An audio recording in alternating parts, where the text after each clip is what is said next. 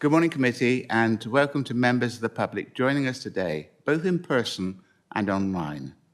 This is the 23rd of March 2023 meeting of the Western and Southern Area Planning Committee, which is one of the 3 area-based planning committees of the Dorset Council. Our area of remit covers the previous Weymouth and Portland Borough Council and most of the previous West Dorset District Council areas. The Planning Committee is not a public meeting, but a meeting to which the public are invited. All attendees must comply with the ruling of the Chair. They must not interrupt the meeting or cause undue disturbance. To support this, please switch off your mobile phone or select silent mode for the duration of the meeting. Members of the public are allowed to record or film any part of the meeting. However, they should conform to the protocol for filming and audio recording of public council meetings and not distract the proceedings. Those filming should only focus on those directly involved in the conduct of the meeting. The meeting is also being live streamed. Yes, it is. And a copy of the recording will be available to view on the council website after the meeting. No fire alarm test is expected. If the fire alarm sounds, can all present leave the building as quickly as possible by way of the closest exit and follow the directions to the nearest assembly point away from the civic offices. Public amenities can be located in the foyer of the County Hall adjacent to the entrance. Members of the public who have given advance notice of their wish to speak on an application will be invited to address the committee for a maximum of 3 minutes. No material is to be circulated to members of the committee. For the benefit of the public, my name is Councillor David Shortell. I'm Chairman of the Area Planning Committee, and my Vice Chairman is Councillor Bill Pipe. Good morning, Bill. Good morning, Chairman. Good morning, members of the public and members. Now to introduce other members of the committee, Councillor Dave Burwell. Good morning, Dave. Good morning, Chair. Good morning, everyone. Good morning to you. Councillor Kelvin Clayton. Good morning, Kelvin. Good morning, Chair. Good morning. Councillor Susan Cocking. Good morning, Sue. Good morning, Chair. Good morning to you. Councillor Jean Dunseth. Councillor Nick Ireland. Good morning, Nick. Good morning, Chair. Good morning to you. Councillor Paul Kimber. Good morning, Paul. Good morning, Chair. Good morning. Councillor Louis O'Leary. Good morning, Louis. Good morning, Chair. Good morning. Councillor Kate Weller. Councillor Sarah Williams. Good morning, Sarah. Good morning, Chair. Good morning. And Councillor John Worth. Good morning, John. Good morning, Chair. Good morning to you. Officers involved in the meeting include Anne Collins, Area Manager, Western and Southern Team. Hannah Massey, Lawyer, Regulatory. What? Robert Parr, Joe Langrish Merritt, and Charlotte Loveridge, Planning Officers. Matthew Pokenhawk, Lead Project Officer. Elaine Tibble, Senior Democratic Services Officer. And Josh Kennedy, Democratic Services Apprentice. Good morning to you all. George Dare. Oh, and George Dare. Good morning, George. Not on my list. Item 2 on the agenda is apologies. To confirm any apologies for absence. I've got one apology, which is Councillor Kate Weller. Do we have any others, please, John? No other apologies, just Councillor Weller.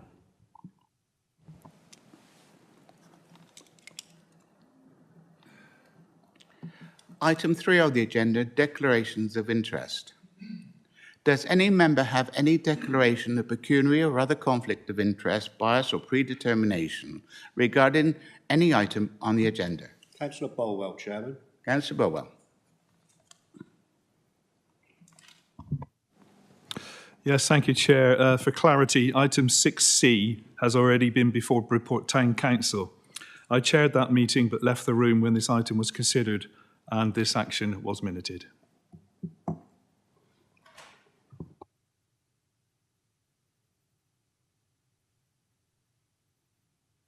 Councillor Clayton, Chairman. Councillor Clayton. Thank you, Chair. Likewise, item 6C. Sorry. Yeah, I'm also a member of Bridport Town Council Planning Committee, but anticipating this item coming towards this committee, I absented myself from the debate. Thank you, Councillor Clayton. Councillor Williams, Chairman. Councillor Williams. Thank you. For clarity, I'm also a member of Bridport Town Council. We do not sit on the planning committee and have taken no part in any debate on item 6C. Thank you, Councillor Williams.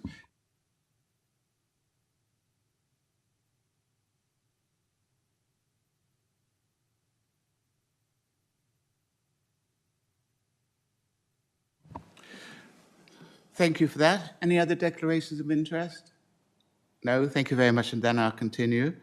Item 4 on the agenda is minutes. To confirm the minutes of the meeting held on the 23rd of February 2023. Has all members received a copy of those minutes? Yes, Chairman. Thank you. If members are content, I will sign those minutes as a true record of what took place. Thank you. Thank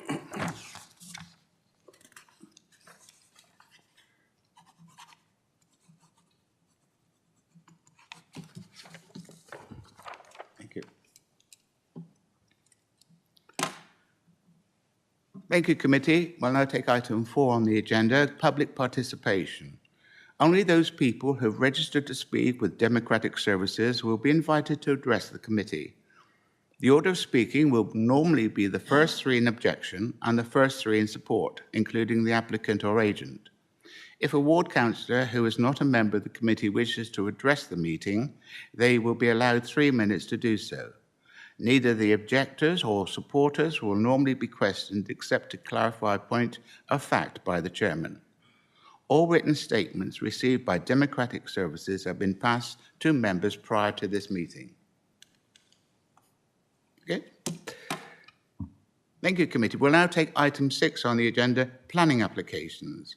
We have 4 planning applications before us today for consideration.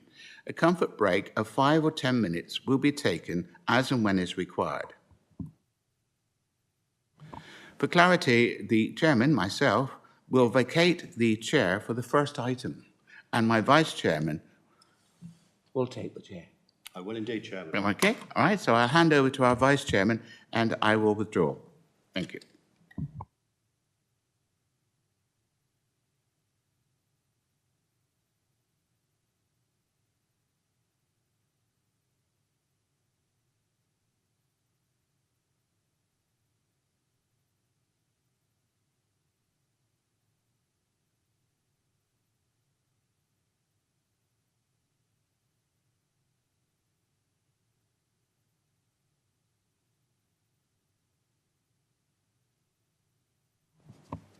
Good morning, members.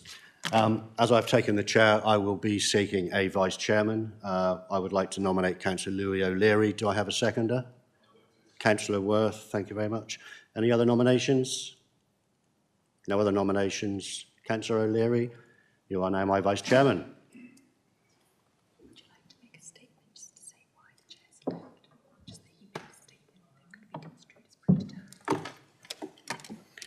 Just for clarity, for those who are perhaps online, the chairman vacated the chair as he made a written statement which may have been taken as predetermination, which is why he's left the chair. So, on with business. Item 6A, application number PHOU 2022-07110, 55 Church Street, Lyme Regis, Dorset, DT7 3DA, to retain raised decking at the rear of the garden. I now invite Matthew Pochin-Hawkes, a council officer, to introduce this item. Over to you, Matthew. Thank you, Chair. So this application is to retain the raised decking to the rear of 55 Church Street in Lyme Regis. The decking was built in September last year without planning permission, and planning permission was required because the height of the decking is over 30 centimetres. This is the site, 55 Church Street.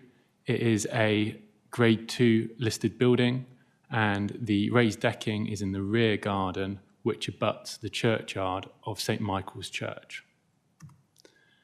This is an aerial view. just shows the relationship there between the garden and churchyard and the coast and Lyme Regis town centre.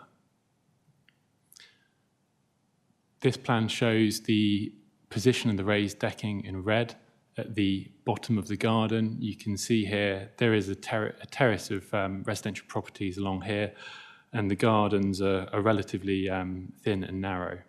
You can also see the relationship with the churchyard. So the key constraints of the site, it is within the defined development boundary of Lyme Regis. It is within the area of outstanding natural beauty, and there are a number of heritage assets nearby. So we have the Grade 2 listed building itself.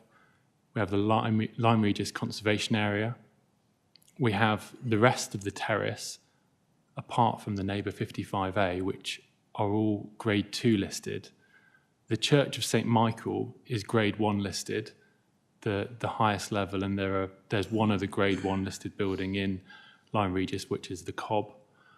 The churchyard wall and railings are also Grade 2 listed, and the grave of Mary Anning is close by. It's not designated, but it's considered a non-designated heritage asset, and that's been identified by the conservation area. It's also within a Zone 2 slope instability area, and that is a risk of surface water flooding, but that's just along Church Street. So just turning to a plan to show these constraints, I think just to understand the kind of tight-knit nature of the heritage assets here, we have the terrace of properties along here, which are Grade 2 listed. We have the churchyard and the churchyard walls. The walls are Grade 2 listed. We have Mary Anning's grave, which is in this position here, and the church of St Michael, which is Grade 1 listed. So it's a very kind of tight-knit heritage constraints, and there is group value between the church and these terrace properties. This just shows the aerial view, and you can see the churchyard here and the route down towards the statue of Mary Anning and the coast, and the route through to the Church Street. So this is a retrospective application, but plans have been submitted to just show the as-built structure. I'll show you photos as well. So this is the position of the terrace. You can see it's at the rear of number 55 in the garden. It's about 3 meters long and 2.8 meters wide. You can see also that there is a neighbour at number 54 has also got a similar raised platform within their garden, and you can see the position of the church wall here. Just to point out that the neighbour's raised platform doesn't benefit from planning permission, and there's also an open enforcement case on the neighbours. So this is an elevation of that decking. You can see here the height. It's around 2.8 meters high, with stairs going up to the raised decking area, and you can see the relationship there with the neighbouring terrace around a similar height and the churchyard wall. There's also a small store between the as-built decking and the wall, which we'll see better on these photos. So these photos were taken from the garden of number 55, looking down, and you can see here the height of the decking and the storage area underneath, which is used for storage at the moment. And you've got the stairs going up to this raised decking, so it does provide elevated views. It's constructed out of timber, and you have wire between the balustrade there. So just showing some views from the terrace itself. This is a view looking south towards number 55A and 57 Church Street. So they're the terrace properties to the south, and you can see the churchyard as well. What you appreciate when you're stood on the terrace is the drop in levels which fall away to the south. This is a view looking back towards the house, number 55, and you can see here you've got the neighbouring property, 55A, to the left. This is looking north to the other neighbour, and you can see here the garden is clearly visible, and just out of shot on here is their raised platform of number 54.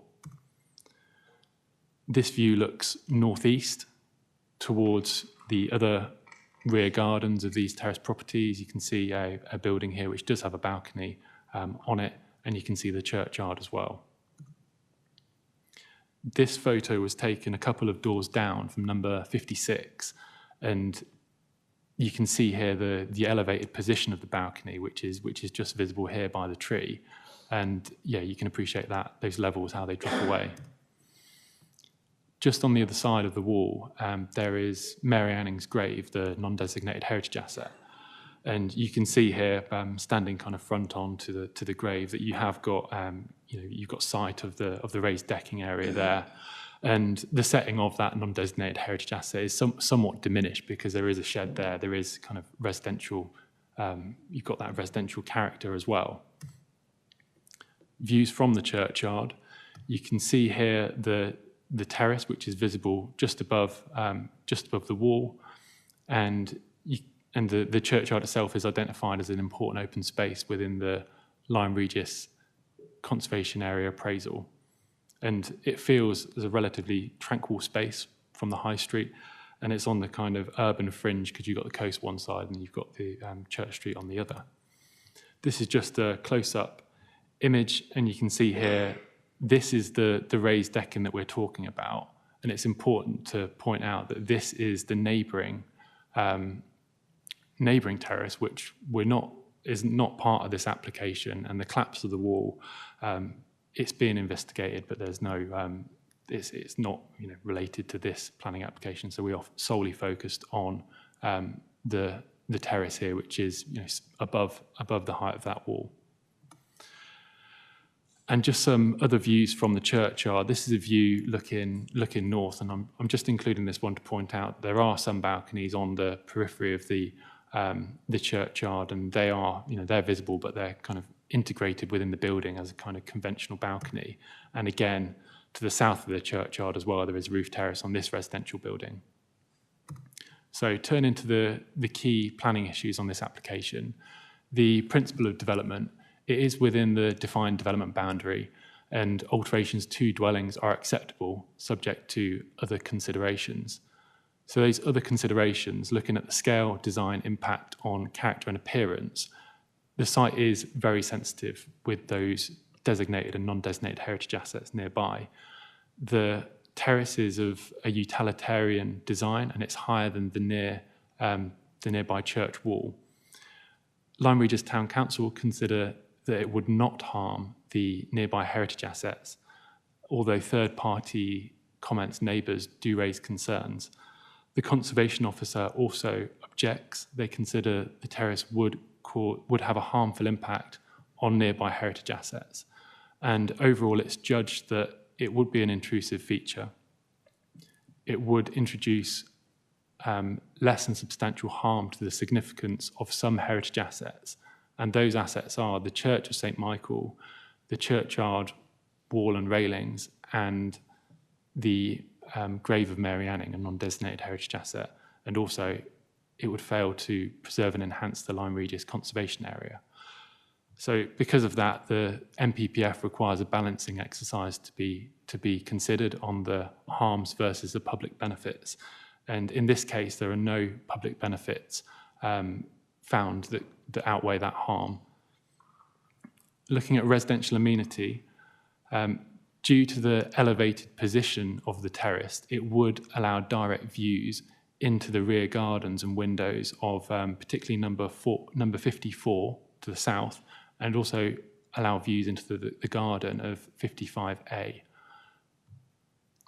So that's, just checking I've got those properties right. It would allow views into the rear gardens of all properties to the south and to the garden to the north.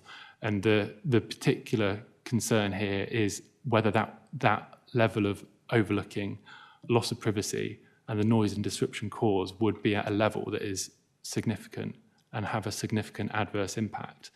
And looking at that, the conclusion is that it would have a significant adverse impact, but only on 55A and 54, which are the direct neighbours north and south of the site. Lyme Regis Town Council consider there wouldn't be a significant adverse impact on residential amenity, although concerns are raised by councillors, the local ward councillor, and third-party objectors in their objections and comments. So overall, as an officer recommendation, we consider it has a significant adverse impact on those direct neighbours. Other matters on this application, in terms of landscape and AONB, it is within the AONB, but it's on the urban edge of that, and it's not considered to have any adverse impact on the AONB or landscapes. Flooding and ground stability are found to be acceptable. A ground stability assessment has been submitted, and there are no adverse impacts on flooding, with the surface water issue confined to the high street and not the site itself. So in conclusion, there's two areas of harm on this application. The less than substantial harm to designated and non-designated heritage assets, not outweighed by public benefit, and the harm to residential amenity. So the recommendation here is to refuse planning permission for retention of the structure, and the full recommendation, the reason there is within the report. But in summary, it is due to the harm to the heritage assets, not outweighed by public benefits, and the significant adverse impacts on residential amenity. So this application is recommended for refusal. Thank you, Chair.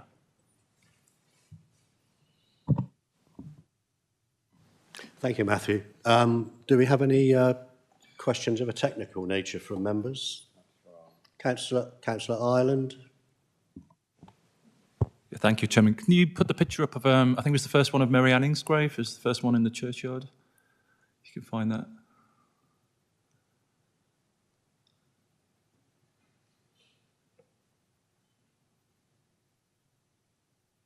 Yeah, I was just wondering about the structure you can see on the left inside the wall. So outside of the churchyard, which is a shed of something, of some description. That's obviously visible. I just wonder, does it have planning permission or?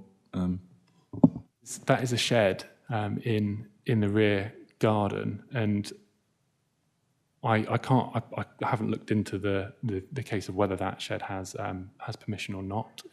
It may be something that is permissible under permitted development. And it's clearly a feature there that's introduces some residential character. I think just pointing out on that location, the ground levels in that garden are closer to the level of the churchyard.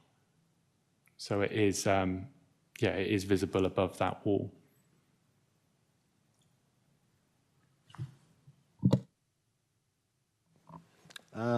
Anne Collins, you'd like to speak?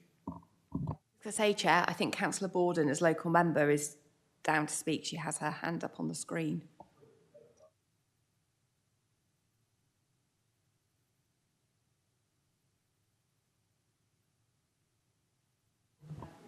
Yeah. Councillor Borden, I see you're joined online. You are the local member for Lyme Regis and Charmouth. If you'd like to speak as the local member, I will call you after I've had technical questions. Okay, thanks. Okay. Councillor Kimber, you wish to speak? Yes, Chair, thank you very much. Decking these days is not unusual. Possibly we would all like it in our own gardens. Is there adequate advice online about decking and height? You know, is it something that the public can access easy? Because I know some of our advice, it can be quite difficult to get to. Thank you. Yeah, so the advice on decking is it's permitted development, and it's up to 30 centimetres. I think 30 centimetres in height. So raised decking, a foot in height in your rear garden is permitted development, and that advice can be found on the planning portal. And it's quite it's relatively easy to find through a Google search. I appreciate planning can be quite hard to navigate sometimes, but that is in permitted development. Thank you. Any other questions of a technical nature? No? Okay, I'll call now the local member, Councillor Borden, but I would ask you, Councillor, to speak speak quite clearly into your microphone, as when you replied to me earlier, you were very weak. Thank you. Okay, thanks. Can you hear me okay? I'll turn the volume up. Yeah, that's Is that much better? That's much better. Okay. Thank you. Lovely, thanks. Yeah, I objected to this because the height of the decking was really quite imposing if you were walking in the churchyard, or even if you were just walking. So the path from Church Street to the coast just goes along the side of Mary Anning's grave and sort of goes off at a slight angle. But when you're walking back the other way, you can see the height of the decking quite clearly over the wall. And I know this isn't necessarily a planning consideration, but that's a holiday let. So the fear of a potential disturbance of noise and being overlooked from the neighbours who are, you know, people who live there all the time is really quite concerning. It really doesn't need to be that height. So that's why I objected to it. I think it would cause disturbance to, as the officers pointed out, the churchyard is a place of quiet reflection, and people enjoy sitting there just to enjoy the views. So if there were, you know, noisy groups on the raised decking, it really would change the whole character of that sort of quiet corner. Thank you. Thank you, Councillor Borden. Councillor Williams, you wish to speak. Is it technical? Yeah, I think you gave the measurements of the decking as 2.8 metres. Is that to the height of the decking or the height of the banisters?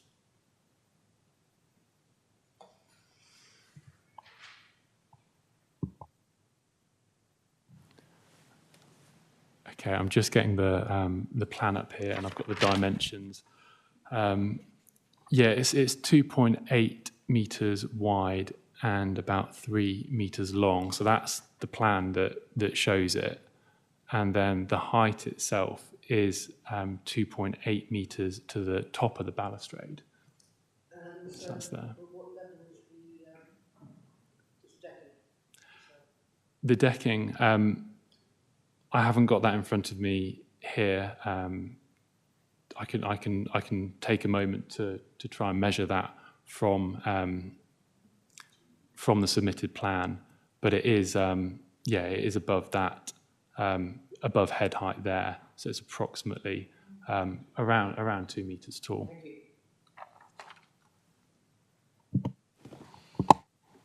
Any other technical questions? Okay. Before I open the debate, members, may I remind you to direct any questions or remarks through the chair, and I will invite members to speak in turn. I also ask members to introduce themselves and speak directly into the microphones, which should be kept on mute when not speaking to preserve audio quality. I now open the debate to members. Councillor Ireland, followed by Councillor Bolwell.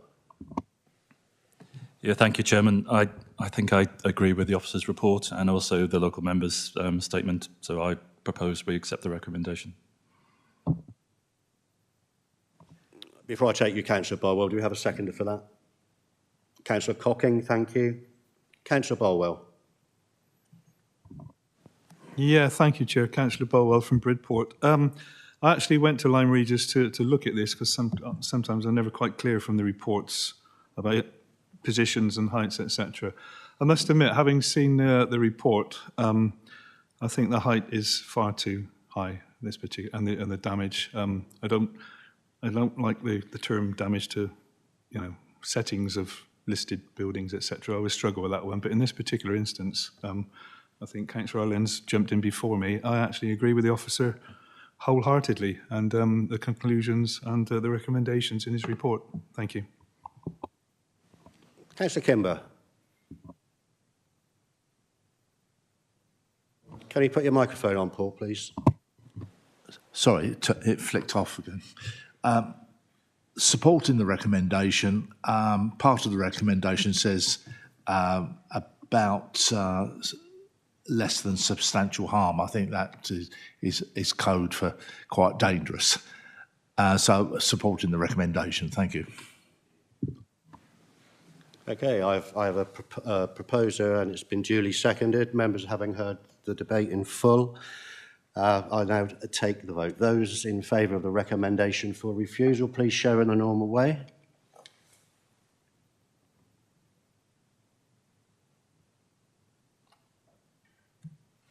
That is a unanimous decision. Thank you, members.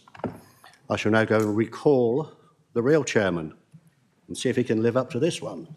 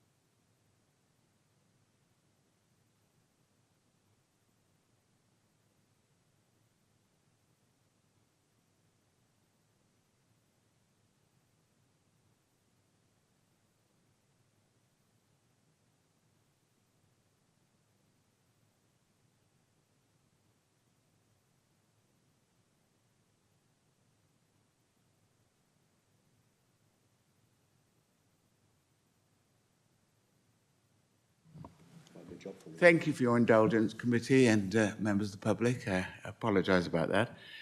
Right, okay, we'll now go on to item 6C on the agenda. 6B. 6B on the agenda, beg your pardon. Here you are, you see, I'm out of sync already. 6B on the agenda, application number PFUL 2022-05777. 7 Custom House Key, Weymouth, Dorset, DT4BE, 8BE. That is to install large doors to ground floor and replacement windows. I now invite Joe Languish-Merritt, the case officer, to introduce this item. Over to you, Joe. Thank you, Chair.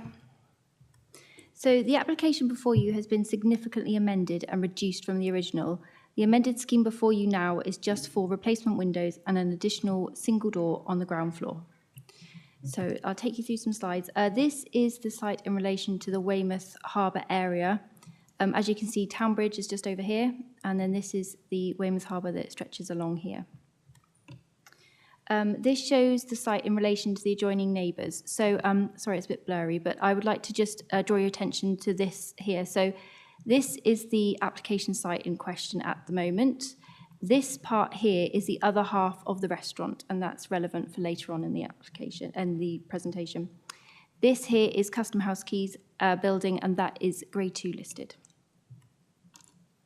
So there are no changes to the floor plans other than just the insertion of a single door over here. So proposed elevations. So there are no additional openings for the windows other than the single door, which is down here. The proposal would result in the change of the style of the windows to a more modern appearance with a more vertical emphasis than the existing sash windows.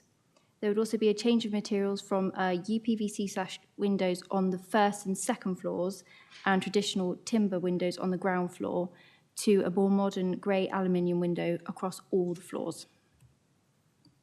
This shows the site in the wider context of the Weymouth Harbour. So this is the view of the restaurant before it had windows allowed at appeal. So I'd just like to draw your attention to this. This is the other half of the building that has already benefited from windows being allowed at appeal, and this is the application site in question. So the photos show the current view with the windows that were allowed at appeal on the other half of the restaurant. And then, as I said, this is the application site here. I would also like to draw your attention to the variety of windows in terms of the style, design, colour, etc. along Weymouth Harbour. This is just a closer-up view of the building in more detail with the windows here, allowed appeal, and then the application site here. So the main issues relate to the impact on the conservation area. The modern windows would be different to the existing traditional style windows. However, the more modern windows are not considered... Oh, sorry. Is that better?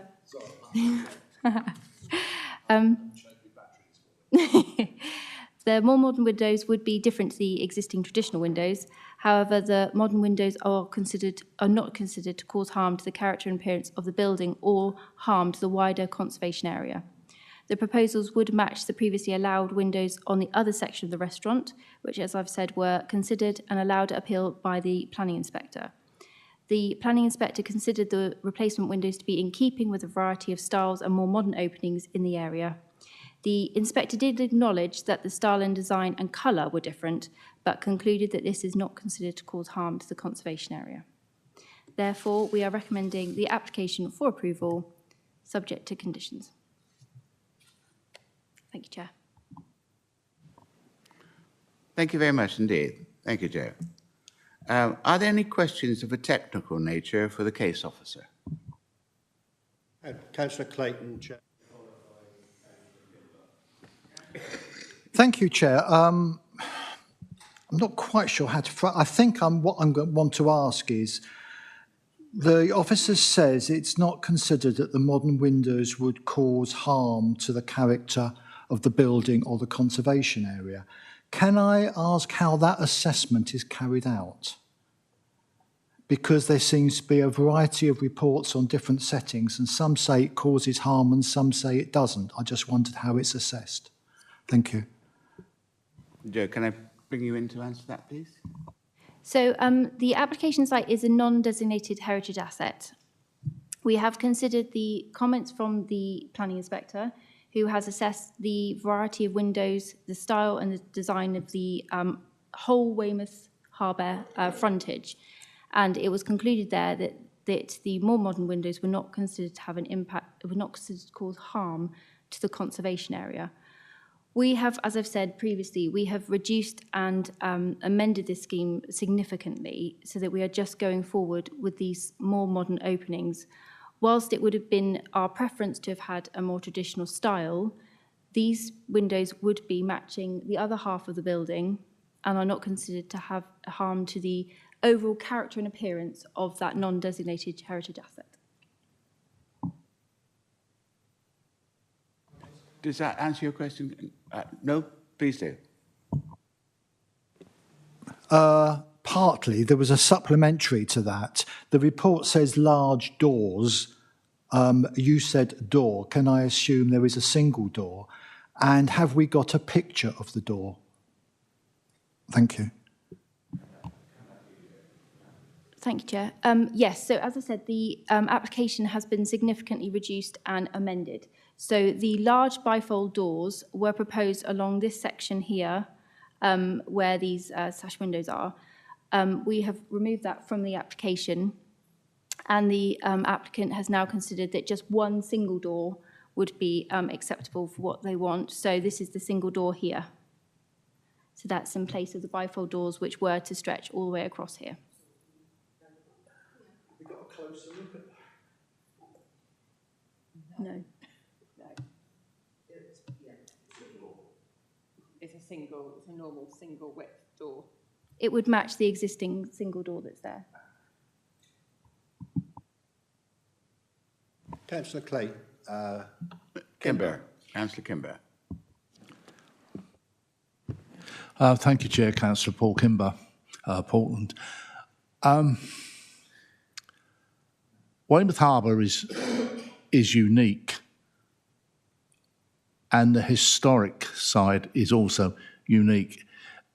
And I know I've been to talks about Weymouth Harbour in my time as a councillor, and how we must try, I don't say preserve it, but try and look after it in the way it was meant to be. Are we in danger of, if you like, modernising the harbour so it loses that unique character? I realise this went on appeal, and I just wondered if there's the change in opinion is that we should bring these things up to date.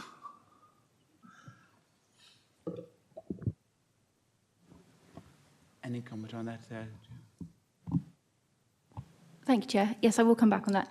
I think one of the things that the planning inspector commented on was the change to certain styles of the windows would actually be reflecting the industrial heritage of these buildings. So it's not just this one, but there's another one further along, the De Heers building, which is a Grade 2 listed building, which has also had sort of more modern windows put in. Whilst we are looking at this scheme, which is for the more modern windows, we are obviously very aware of the heritage and the importance of the historic character of those buildings. So we're trying to find that balance where we can have more modern replacements but still retain the character of the building.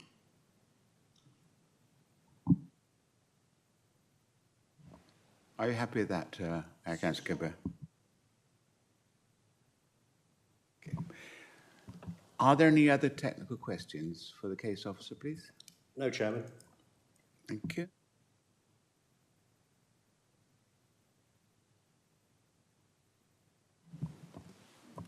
Councillor Ireland, Chairman. I'm quite happy with the officer's recommendation. It's an industrial area, and I think if we did refuse it, it's likely to go to appeal and we'd lose. I can't see why the planning officer, the planning inspectorate would take a different position from the one next door. So I'm happy to propose recommendation.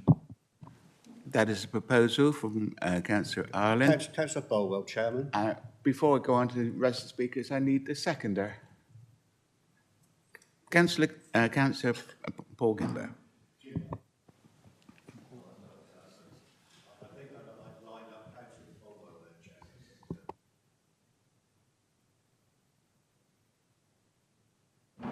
Okay. Councillor Kimber, can I take you as the seconder then, please? Thank you. Do you wish to say anything at this moment? Okay. Who would like to speak first, please? Councillor O'Leary, Chairman. Councillor O'Leary. Councillor Kimber said about making changes to the nature and the historic nature of Weymouth Harbour. I think this particular window makes very little difference to that historical nature compared to the changes that this council did to the harbour, which fundamentally changed the harbour completely.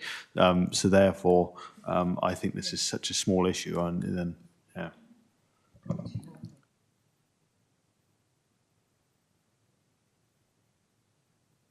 Thank you, Councillor O'Leary. Who else wishes to speak? Councillor Kimber, Chairman. Councillor Kimber, you wish to speak now. Yes, thank you. I will second it. And it's all been said that, yes, it's going to make very little difference. But my point being that we have got an asset that is what we have to protect. And I thank you for all the patience and going to appeal. It must be quite disheartening at times. Thank you. Thank you for that. If there's no other speakers and no more deliberation, and members are content that they have heard the entire presentation debate, I will take a vote by show of hands. All those in favour?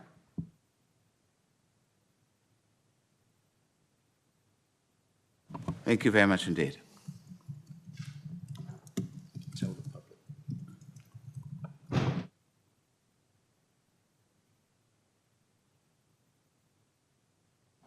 For the benefit of the public phoning into the meeting, that was a unanimous vote.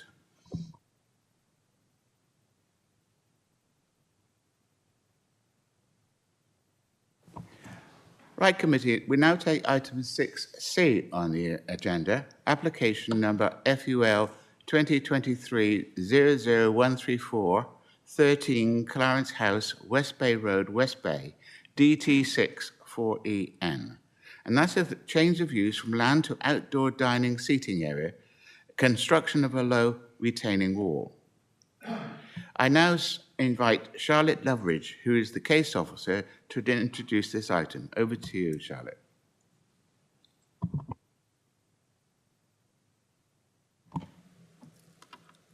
Thank you, Chair. Okay. So as already explained, this is for the change of use of land to outdoor dining seating area and construction of a low retaining wall. This is for the mound outside of 13 Clarence House and West Bay Road, West Bay.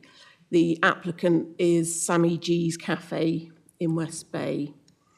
This plan shows, let me just get pointer up, hang on. This plan shows the location of the site, which is part of the mound in the sort of central area of West Bay. The Sammy G's Cafe is this building where the highlighter is here. This shows the aerial view of the site, which shows West Bay Harbour to the northwest. Then you've got Bridport Arms Hotel just down to the south, East Beach Car Park over to the east, and adjoining the mound is Bridport Arms Car Park, which has capacity for about 38 parking spaces. The land is Dorset Council freehold land, which is why it's coming to committee for consideration in line with the Constitution. The purple areas show Dorset Council land with the red outline of the application site. So planning history, there was a previous application submitted last year for a similar proposal. This was withdrawn after concerns were expressed about the impact the application would have on the existing informal pedestrian access, as no alternative pathway was shown on that original scheme. So this plan shows the site as existing. It's seeking consent to continue to use the area of land outside the adjacent cafe for outdoor eating. As the plan shows, there are currently some picnic benches that the cafe have on the mound, which has been used as such for the last few years by way of an agreement with Bridport Town Council with a sitting out licence. Whilst the pathway across the mound has not been adopted as a formal public right-of-way, the mound has been used historically as an informal pedestrian route and enables pedestrian access that doesn't have to cross the adjacent car park or use the road that goes round to the north and northwest of the car park, the majority of which has no pavement. The current informal arrangement allows the sitting out area and the continuation of pedestrian wheelchair buggy access across the top of the mound. So this plan shows the proposed scheme, which would be to formally enclose this top end of the mound, which is a length of about 16 metres, I think, to add paving slabbed areas to put the picnic tables on, which would obviously then spread across the width of the mound. It would also block off and remove the steps on the northern end of the mound, and would have a resited and regraded access along this eastern side and then sloping up to rejoin the rest of the mound. The access sort of service route from the cafe would be sort of in the approximate region of where the marker is, which would then obviously cross over, and presumably there would be potentially some conflict with cafe staff having trays of hot drinks and food, with pedestrians also using the pedestrian access. There is vehicular access which goes between these buildings here and the mound, which is to enable residents of the flats at the end of Clarence House vehicular access, and there's a turning point as well. The proposal will end the general access and use that the public have had across the Mound for about 100 years or so and create a formal and segregated area that will only be available for cafe customers. This is the boundary treatment proposed, which will be timber post about 1.2 metres high, which will sort of cut off the existing desire line across the site. The existing steps, as I say, which are on the northern end, will be removed as the area will be fenced off. The site currently is an open and informal area with a setup of the picnic benches. And whilst there is only a limited grassed area on this northern end, this aspect will be, there'll be no vegetation remaining on this southern end, northern end of the Mound.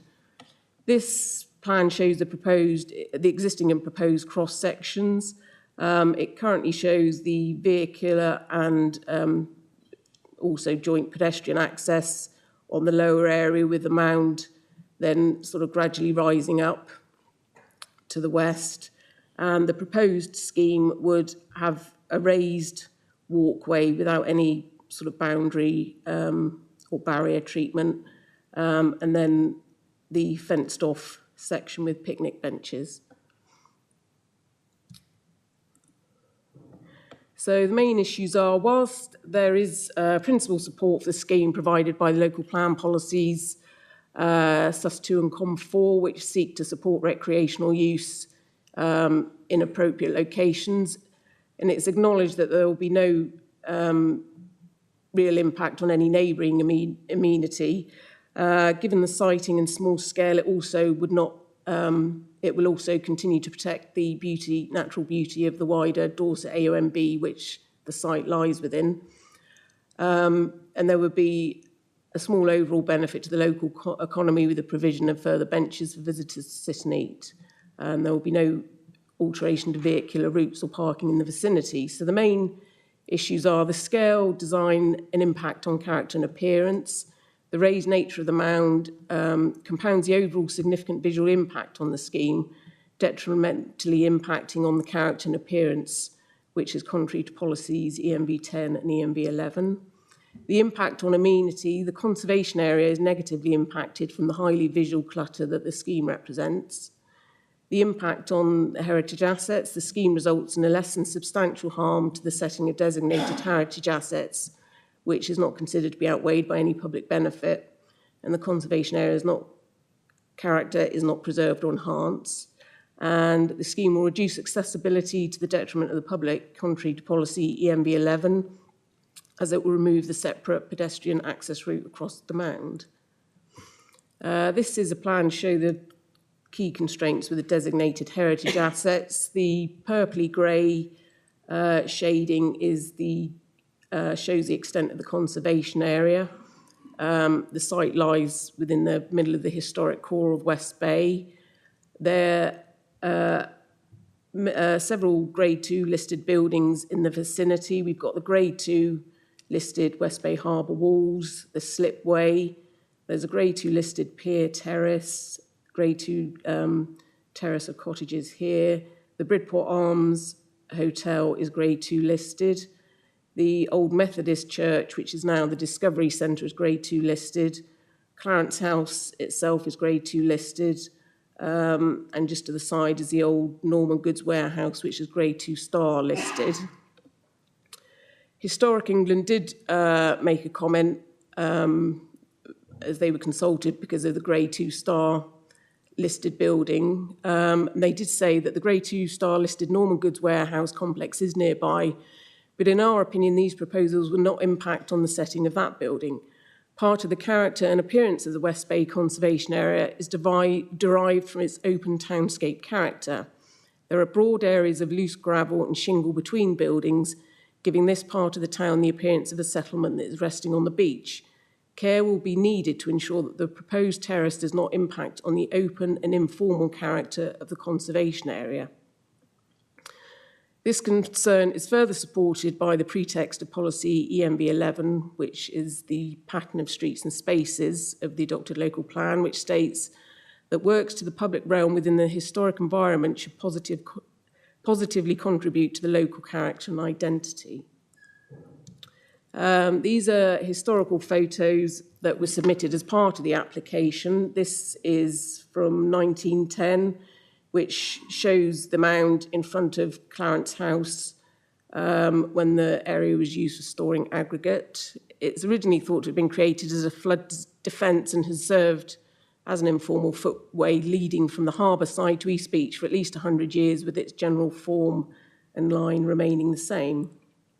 This photo shows the northern end of the mound in the 1920s, which shows its access across to the Methodist Church, which, as I say, is now the Discovery Centre. The building on the left here was either demolished or has been raised and extended, which is where Sammy G's Cafe is now located. This is the aerial view from the 1930s, which shows the line of the mound at the bottom of the picture here. And then if we fast forward to June 2022 Google Earth pictures, the mound is still there in pretty much the same route and form, giving a clear access path across the site, which, I mean, the length of the mound in total is approximately 45 metres long and averaging 6 metres wide. There is a sitting out licence for the tables that are currently there. Planning permission is not required for the current use of the mound for the siting of the picnic benches, given that they are temporary movable structures. The sitting out licence was originally applied for and granted 2 years ago by Bridport Town Council to provide external seating during the COVID-19 pandemic. This arrangement has continued and is a material consideration when considering this scheme in terms of the fallback position.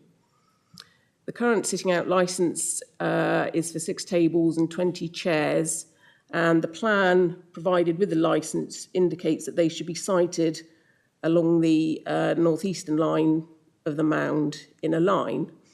It also states on the plan that vehicular access is to be kept clear at all times and path access to be kept clear at all times. This then shows a photo of the site sort of as existing, which shows the existing post and rope that have been put up and the tables that have been covered in tarpaulins for the winter. As I say, whilst they are already there under the sitting out licence, they already appear as visual clutter set in front of the listed Clarence House building, which is this building here.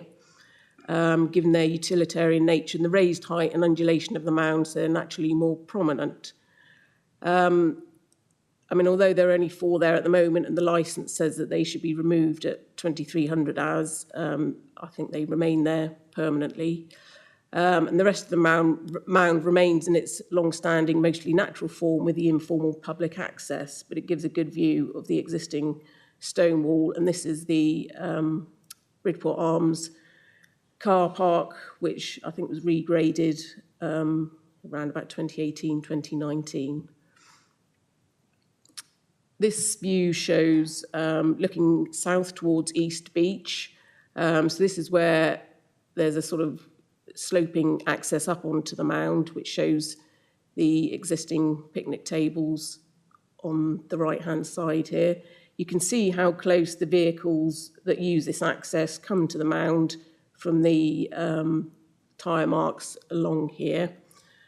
The mound benefits from being naturally quite wide and not overly steep, with both a stepped access and natural ramped access, which enables persons using wheeled buggies, wheelchairs and walkers to cross to the raised level of the beach access, but also to pass and repass without causing conflict with the traffic on the lower end or to obstruct other pedestrians significantly. This shot shows the steps on the northern end, which would be removed as part of the proposal. The council's conservation officers expressed their concern, noting the historic nature of the pathway, having been in situ in some form or another for over 100 years, and the enclosure of the space and other utilitarian structures to be erected, which would formalise this area, which is currently open, which is the character of the area. The proposal is contrary to the Bridport Area Neighbourhood Plan, which states in the pretext for policy D8, which is contributing to the local character, that development should not obscure important views and sightlines or significantly reduce the impact of local landmark features. And again, also contrary to Neighbourhood Plan Policy HT2 for public realm, which states that proposals that have a negative impact or harm the qualities of the public realm as identified in the neighbourhood characteristics of this plan should not be supported. And the characteristics that are noted for West Bay is that it is almost entirely within the conservation area. And it obviously gives a good view of the natural desire line across to the Discovery Centre and East Beach to the rear. This is a view looking east from sort of outside the front of the cafe, looking east towards a car park. Whilst the mound does show signs of erosion and can benefit from stabilising, it is not considered that the scheme before us can address this to provide sufficient public benefit to outweigh the less than substantial harm with no public benefit that this proposal creates to the designated heritage assets, and that it does not preserve or enhance the West Bay Conservation Area. I know there is the argument that the car park already creates visual harm to the conservation area and setting of the listed buildings. However, this is even more reason not to compound the issue by adding more visual clutter and reducing the open feel of the area. This is a view looking north from up by the Discovery Centre, which shows the access, the turning area for Clarence House residents. So the regraded and recited access path would sort of come down this side and then slope upwards. Whilst the proposed scheme does seek to replace the access that will be lost by the raised seating area, it has been designed so it's narrower, only 1.35 metres, and a greater gradient at 1 in 12 for longer than 2 metres, which raises concerns in regard to its inclusivity. If building control legislation applied to the scheme, it would be unacceptable from their perspective, given the suggested width, gradient, and lack of suitable landing space along the length of the access. Concerns over the replacement access have been raised by Bridport Town Council on this basis, and policy AM1 of the Bridport Area Neighbourhood Plan states that providing for pedestrian movement is a priority and to enable safe and convenient access to be provided for all people, including the disabled. This is a view from the car park looking towards Clarence House. You've got the corner of Sammy G's Cafe there, showing the existing informal arrangement.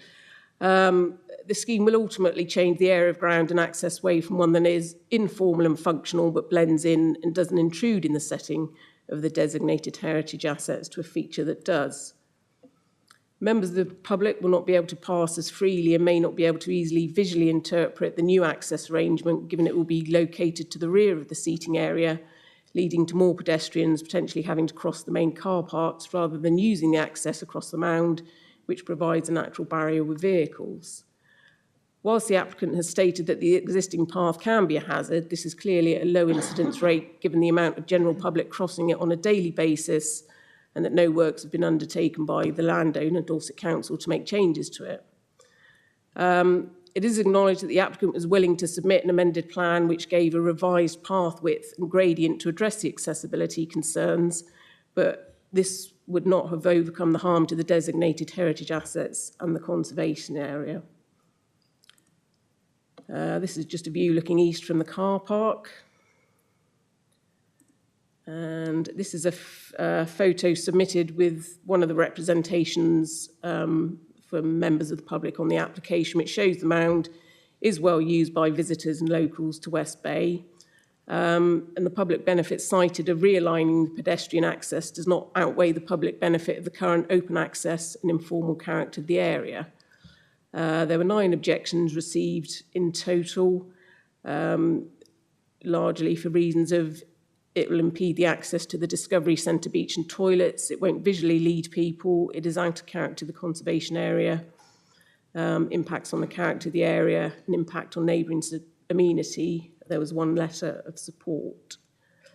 So the reasons for the recommendations are that it will cause significant visual change in formalising the mound to a raised seating area with formalised paths. timber post and rail and rope fencing as well as stone walling. It will create a less than substantial harm to the setting of designated heritage assets and non-designated heritage assets not outweighed by public benefit, and the conservation area character and appearance is not preserved or enhanced.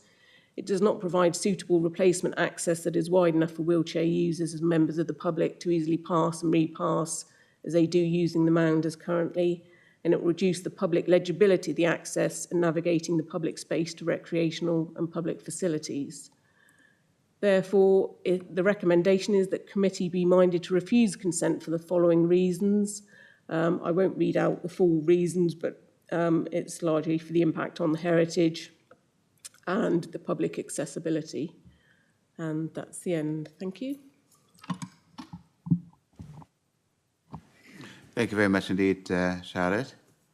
I now invite James Tigg to address the committee.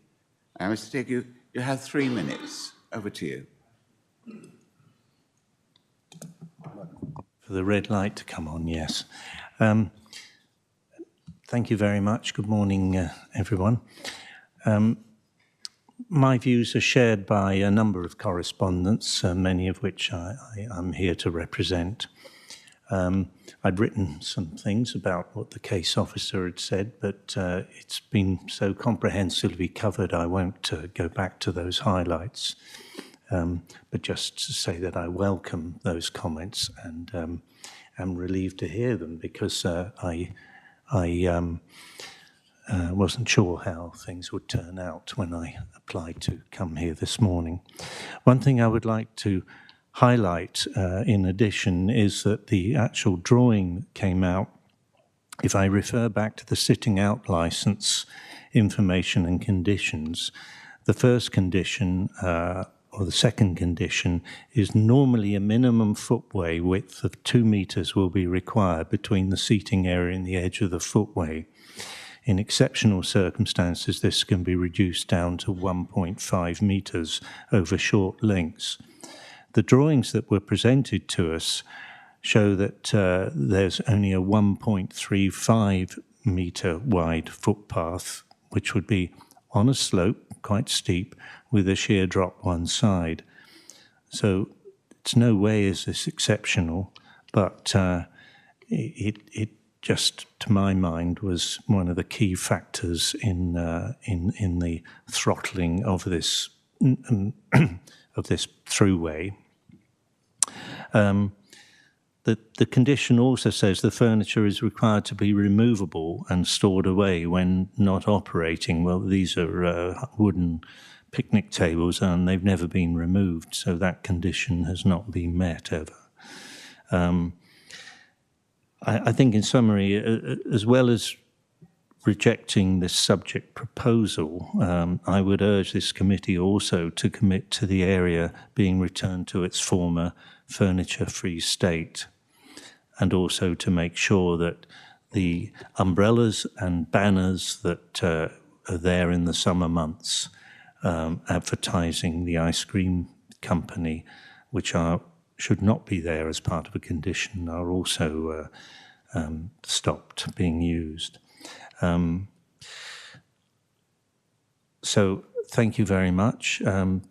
Thank you to the case officer for being so comprehensive and in-depth, and I respectfully object to this proposal. Thank you.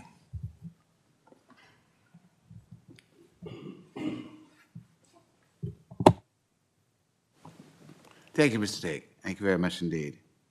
I also invite Simon Ludgate, who is the agent, to address the committee. Mr. Ludgate, you also have 3 minutes, so over to you. Thank you, Chairman. This is actually a very simple application which has been put forward to give 2 more tables for this business to use, but also to provide public benefit in the restructuring of the footpath, which is eroding and dangerous at present.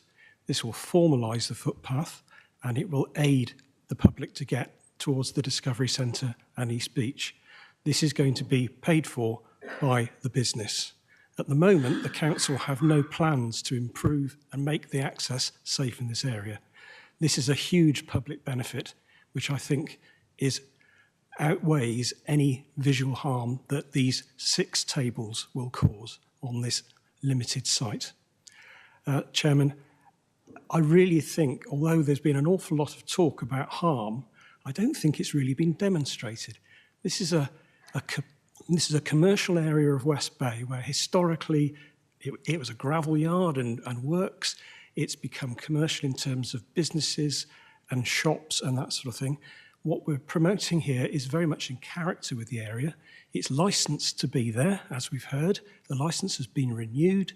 I would commend this application to you as having limited impact on the visual character of the listed buildings in the conservation area, but great benefit to the accessibility of this coastal resort. Thank you, Chairman. Thank you very much indeed, Mr. Ludgate. I call on Charlotte Loveridge to respond with any salient points she may wish to clarify. Back to you, Charlotte. Thank you. Well, I'd reiterate that Historic England did make the point that, you know, care needs to be taken to keep the existing open and informal area as such, and not to formalise it. And I would also go back to the fact that there is the fallback option of the sitting out licence as existing, which, you know, whether or not this scheme was approved, the applicants still have that option of being able to continue to use the site as it currently is with the sitting out licence. Sorry. Yeah, thank you. Thank you very much indeed, Charlotte. Committee, are there any questions of a technical nature for the case officer?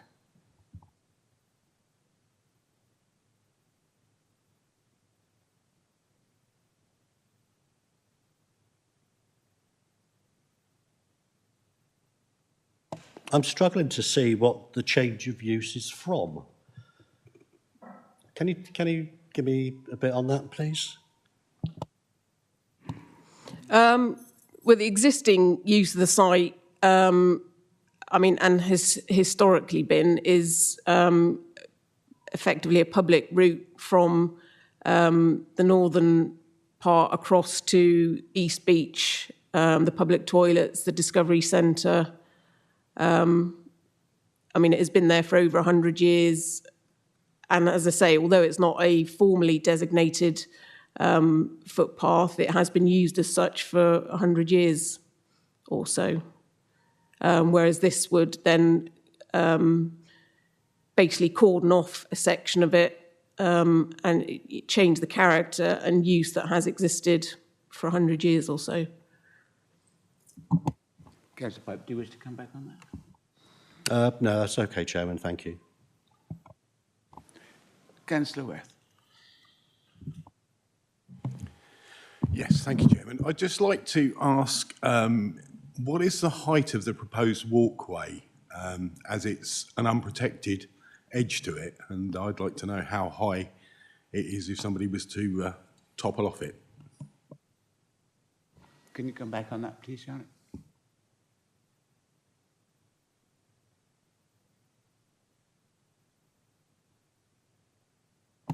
Sorry.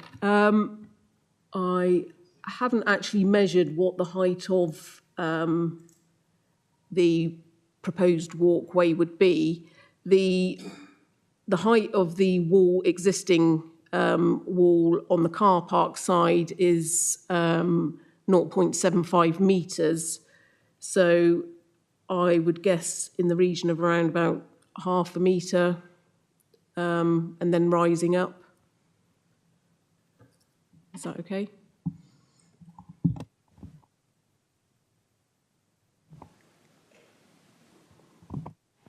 Yes, that answers the question, and I think if it's about 0.7 of a metre, I personally wouldn't want to risk falling off something of that height. So I think without any protection for the pedestrians, I think this is unacceptable. I would support the officer's recommendation for refusal, and I'd like to propose that. We're in technical questions at the moment, but I'll bear that in mind. Any other technical questions? Councillor Bolwell, Chairman. Councillor Burwell. Yes, thank you, Chair. Just going back onto my colleague's previous comment, I mean, the point is that there's no protection of falling off of the mound either. So I'm not quite sure, John, where you're going with that one, but could you put the picture back up of the view, please, that you had showing the mound from the north?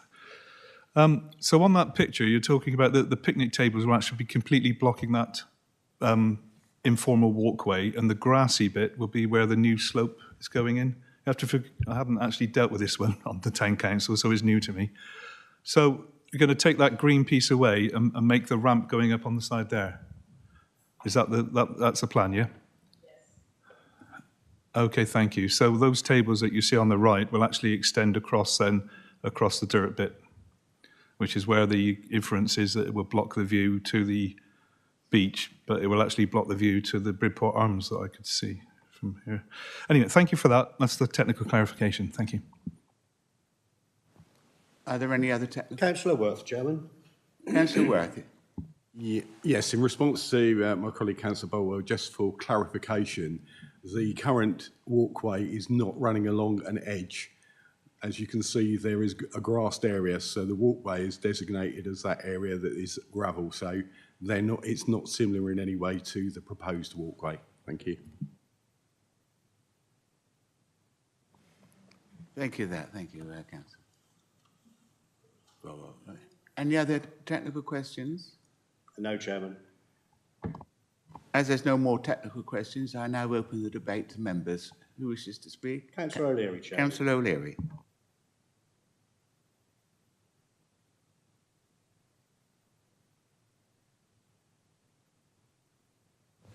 Yeah, no, I'll tell you what, I'll make the proposal that Councillor Worth made, which is to accept the officer's recommendation for refusal.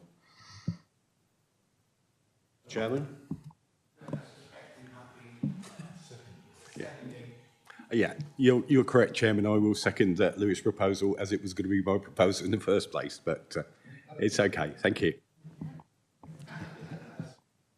Committee, we have a proposal, a second on. Now, anyone else wishing to speak? We have Councillor Clayton first, Chairman, then Councillor Ireland to follow. Councillor Clayton. Thank you, Chair. I'm struggling with this one. There seem to be two issues. The one is access and one is harm to the character and identity of the area. I'm not convinced that access is seriously impeded, but more particular about the visual character and identity of the area. To my thinking, this is a tourist area. It's a commercial area where people come on holiday and want to sit out. To that respect, I can find no harm done at all to the sitting out. How am I going to vote? I don't know. I think I will be against the officer's decision. Okay, Councillor Ireland. I'm going to agree with Councillor Clayton, actually. I'm struggling with this one as well. I don't go to West Bayeux very often, but I've certainly walked there. But I don't recall walking on the mound. I've walked down what is, it's not a road, it's an access path. And I don't think I've ever been in any danger of being run over, to be honest. And I think actually formalising it would actually make it look a lot better. It's ugly. I always thought that area part of the West Bay was pretty grim, to be honest. So I think I'll probably support go against the officer's recommendation. Yeah. Thank you, Councillor Ireland. And Councillor Bolwell, Chairman. Councillor Bolwell. Yes, thank you, Chair. Likewise, I'm as almost a resident of West Bay, I'm slightly struggling with this one too. But I do note, and the officer did bring out the fact that there are three policies in the Bridport Neighbourhood Plan which do apply, which would lead to a refusal. And on that basis alone, I would struggle to go against our own neighbourhood plan and its inferences. So I may well actually be agreeing with the officer, even though I would quite like it to be formalised as it is proposed. Thank you. Councillor Williams, Chairman. Thank you. Knowing West Bay very well, being in Bridport Ward, contrary to Councillor Clayton's, I agree with the officer's recommendation. Keeping that footpath at 2 metres is absolutely vital for accessibility for pushchairs, people with buggies, etc. We don't want people walking through the car park with cars manoeuvring slowly, holiday makers who don't know where they're going, don't know how to drive once they get to West Bay. So please, can we separate the officer's recommendation? Anyone else wishing to speak?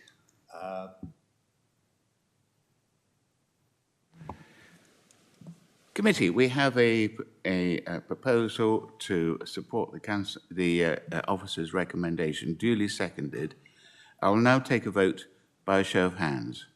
All those in favour of the officer's recommendation to refuse? 1, 2, 3, 4, 5, 5, 6. Thank you. Those against the officer's recommendation to refuse? 2, 3. 1 abstention. Okay, abstentions?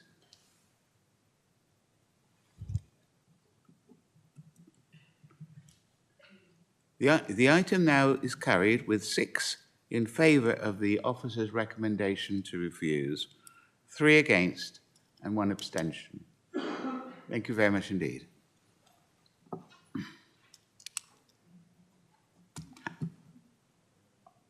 sat on the fence. Is John Worth speaking about the next item as a member or a local? Well, I did check with Hannah. She doesn't require him to leave. No. So he can speak as a member of the committee. He can. Is he going to speak as a member then? That's what I can find out. Okay. Because in that case, he'll have to go on the speakers list, won't he? Yeah, he's going to make a statement in favour of Paisley, then I think he'll have to come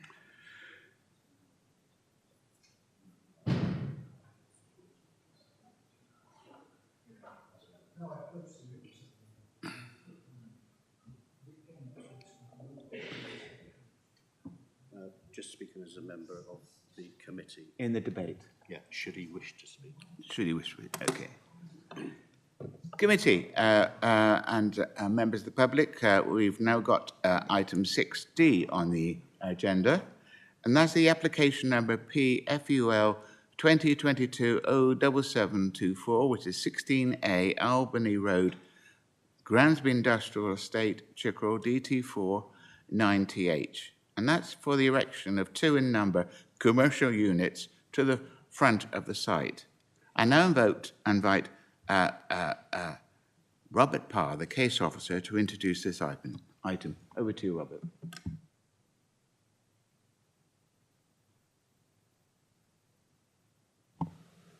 Thank you, Chair. I'll just set up my presentation.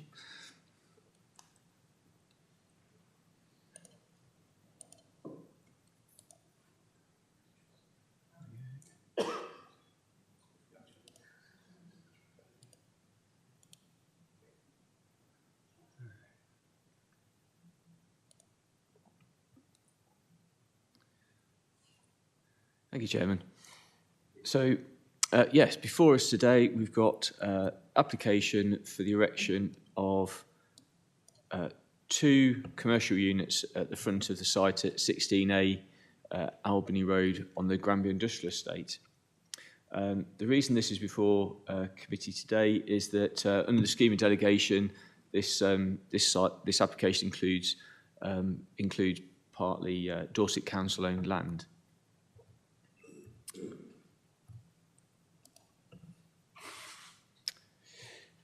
So the application site is just highlighted here with the star. Just for context, to show you where it's located, you've got the BA Systems and the Land Registry offices here to the south. Marcus of Granbury pub, there as well. And the site is sort of centrally located in the Granby Industrial Estate.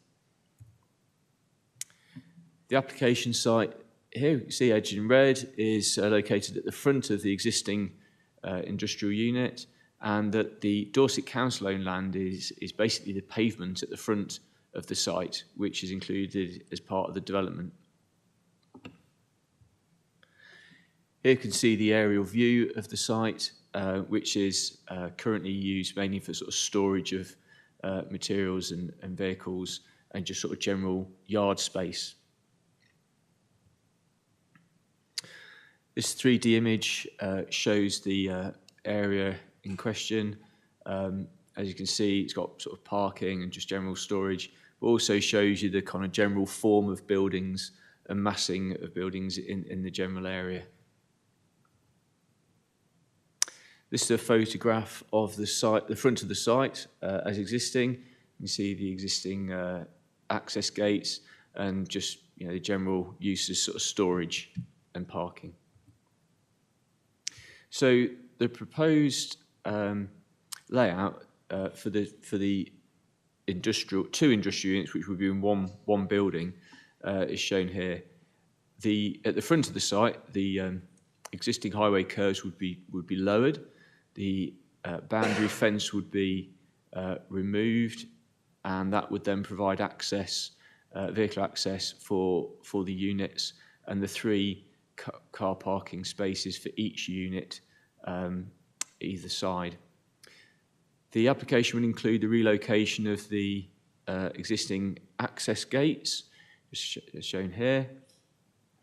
New boundary fence would be located with this dashed green line around the side here, just to segregate it from the existing industrial unit.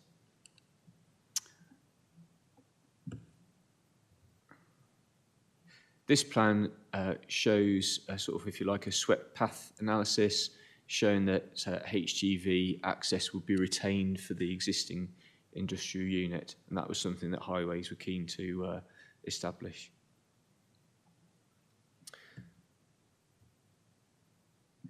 This is a north elevation, and you can see the unit would be a rectangular plan form, would have roller shutter doors at the front serving each unit, pedestrian access doors, various sort of windows for each unit providing light, and on the roof of the units would be located solar panels. The exterior finish of the units would be, the walls would be composite cladding in grey, and then the roof would be primarily covered with the solar panels, which would be set into the roof and then just surrounded by grey slates. This is the proposed south and rear elevation of the building, with pedestrian door access to the rear and just some windows. Here we have the east and west elevations with obviously just some windows, and you can see that it's got a pitched roof with gable ends. Here we have a proposed floor plan. Obviously it's very sort of open in nature, depending on whatever the businesses want to use, I suppose, but toilet facilities provided on each corner. Proposed roof plan, you can see there'd be a total of, I think it was 96 solar panels on the roof, and surrounded by grey slates, as I've said earlier. So the key planning issues for this development are the principle of development, the sites within the existing Granby Industrial Estate, within the defined development boundary, where a development of this nature is, the principle which is generally supported.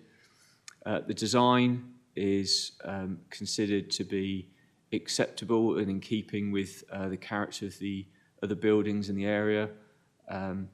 No highway concerns have been identified subject to conditions relating to access, etc., which we'll come on to later. And it is within the 5 kilometre of the Cheslin Fleet protected area, but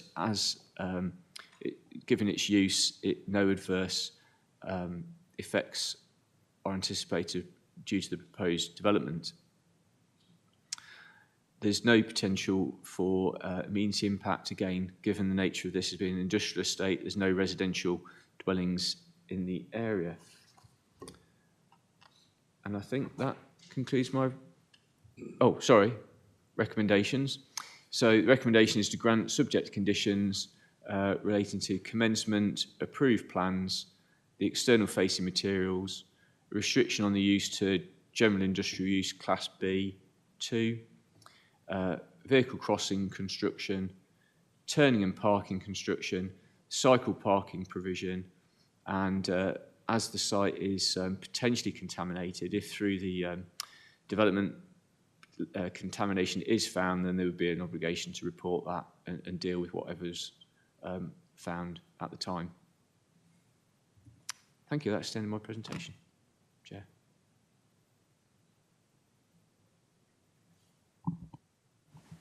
Thank you, Robert. That is very, very kind. Are there any questions of a technical nature for the case officer, please?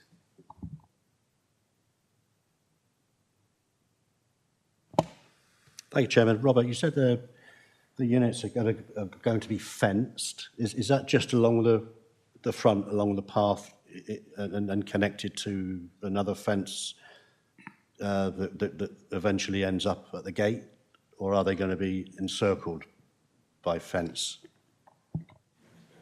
Yeah, so if you can see on the plan here, you've got the relocated gates that would continue to serve the existing industrial unit, and then this green dashed line where my sort of cursor's following would be a new fence which would segregate it from the existing industrial unit, but to all intents and purposes it will be open at the front. So other than that, it's got this existing boundary fences sort of left and right, but there would be no fence at the front of the development. I hope that clarifies that. So just to confirm, it's not going to be totally enclosed within its own boundary fence. Okay, that's fine. Thank you, Robert. Are there any? Yes, Councillor Kimber. Well, Kimber, I just wanted to check, Robert, on the highways. I asked this for historic reasons from the Weymouth and Portland Planning Committee. I've checked with the report. It's completely safe and no objections. Thank you. Thank you.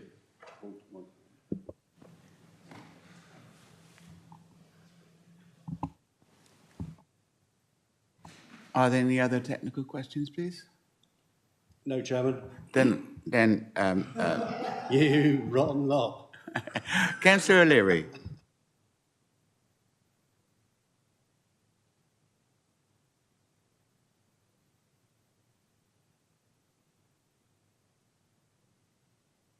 Okay. Oh, that's fine then. Okay. So I now open Councillor Worth, Chairman. I now open the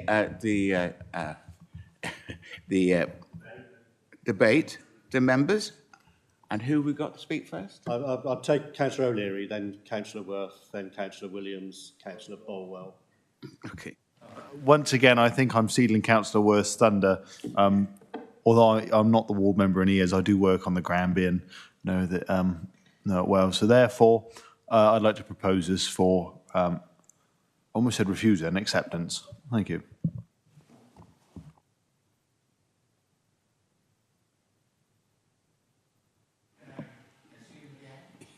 Yes, Chairman. I mean, it does what it says on the tin. It's an industrial unit on an industrial estate.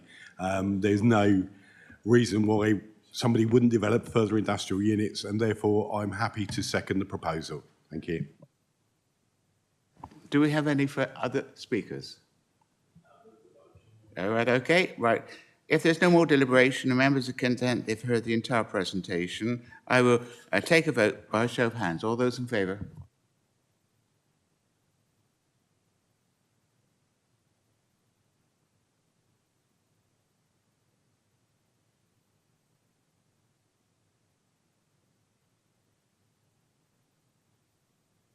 That concludes the section on planning applications.